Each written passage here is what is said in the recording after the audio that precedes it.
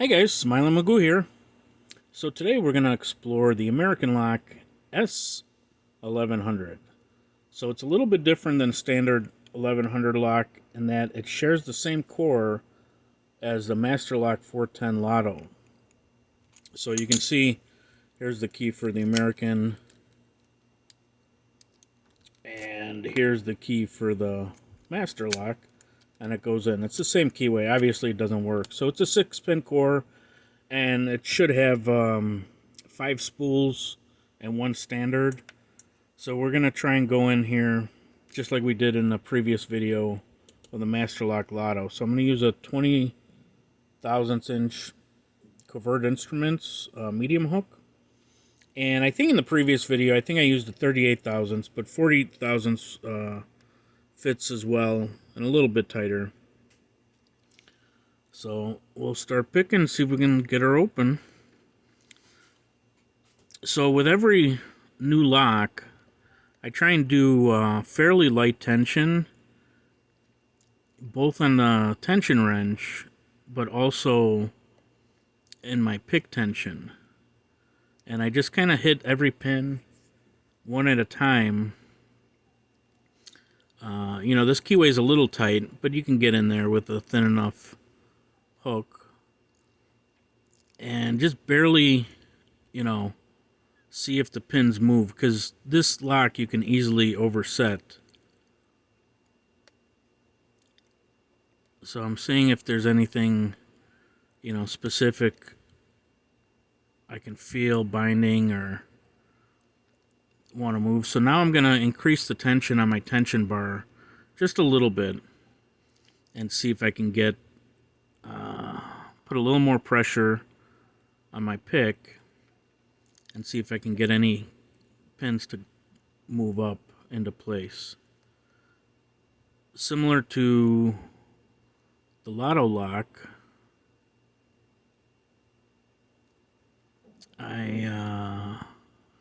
you know, ideally, because this has so many spools, and that's a known fact,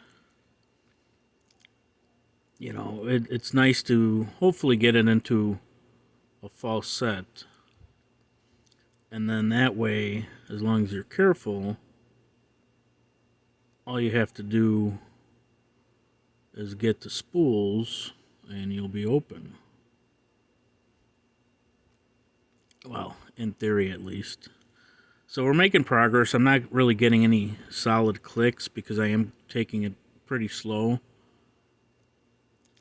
But I am getting some pins to move up.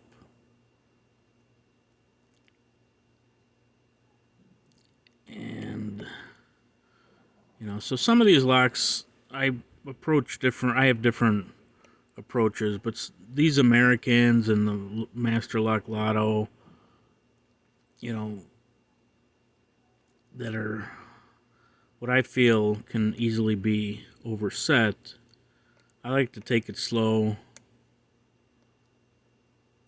And see, that one I overset a little bit, so I just let go of the tension wrench. I had some pins drop, but that's okay. We'll make our way forward. I had very slight core rotation there on the last pin.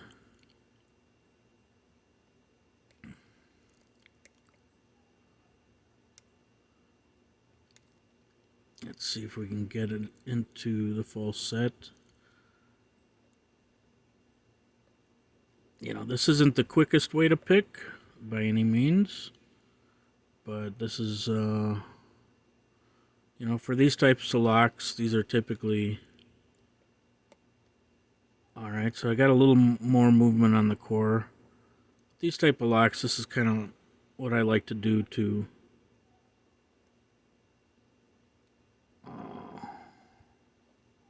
you know, I'd just slowly pick them this way.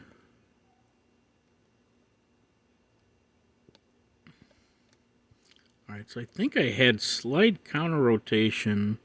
Yeah, I think I'm getting... Oh, and we have it open. So I didn't really get a false set on this guy as large as I did on the LoTo. but there definitely was some core rotation. But yeah, I just like to take it nice and slow and very light pressure, and I find it works pretty well for these type of locks. So I've never had this guy open, so this screw is actually pretty tight.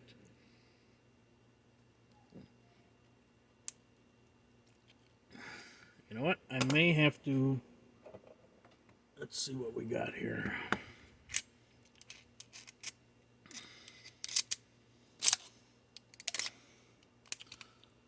Sorry guys, I should be a little more prepared, but...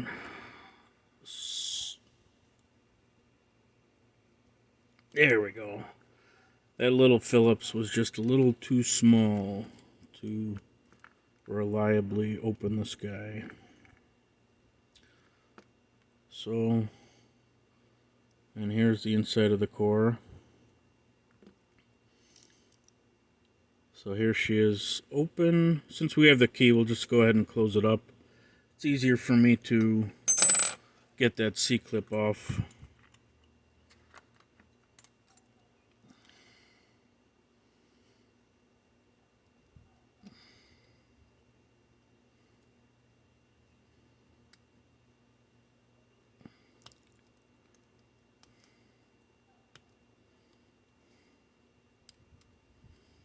This thing is a little greasy.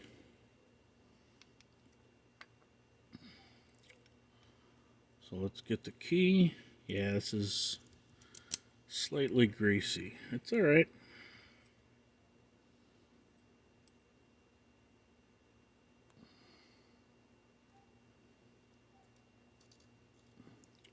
So here you can see there's 6 pins. 6 key pins here. So let's 1, 2, 3, 4, 5, and 6. Oh, you know what? I never showed the key bitting for this lock anyway. So here it is. A little scatterbrained today. Got a lot going on, so I apologize. Where are my pinning tweezers? Here we go. Alright, let's clean these up.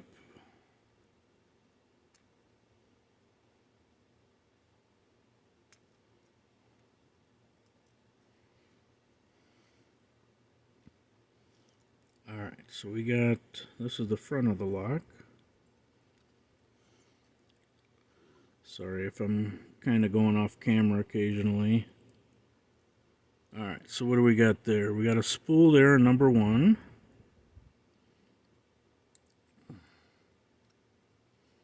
We got a spool, number 2.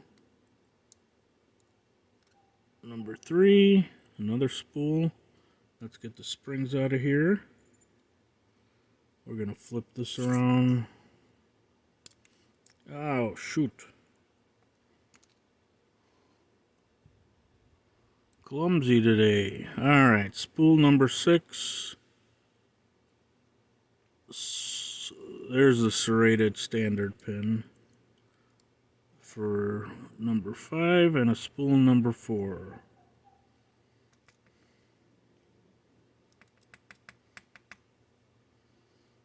I just got a stuck spring here. Alright. So there we got it gutted. Let's do a close-up of the pins so you guys can see. And you can see pin 5 is, if we can focus, pin 5 is a slightly serrated one. All the other ones are spools. Alright, there you go guys. That's it for this video. Again, thanks again for watching the videos. And we'll see you on the next video. Bye.